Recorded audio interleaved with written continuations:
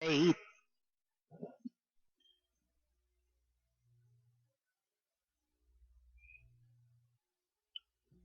Racing Jesse started with a yellow cut, rushing up nowadays outside Wagas. Princess Nicole, Cinderella Kid is running by the rail. Then comes Binny Ryan, then Dararian Zerar Bindugo.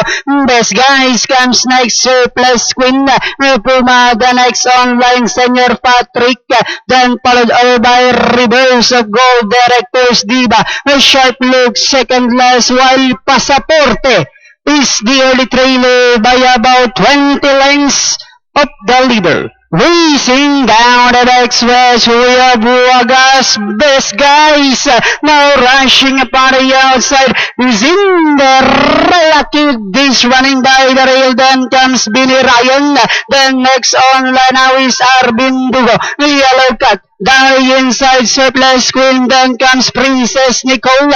Alongside now is Rivers of Gold, Puma, Directors Diva. And they are now entering the home stretch. Wagas by about 2 lengths. And in second is Cinderella Kid as they swing to round.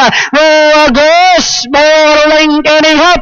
Cinderella Kid is on the outside last 100 meters. Wagas, Cinderella Kid is on the outside. Wagas, Cinderella Kid is on the outside, and finally it's Cinderella Kid.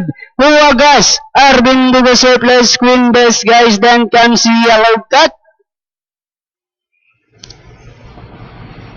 Numero G, Cinderella Kid, ang siyang unang tunod sa ating finish line, ridden by Val Dilemma. Then segundo nga, 11A Wagas. Then Arbindugo, Surplus Queen. Best guys, Yellow Cat. Panoorin natin, instant replay nito ating race number 8.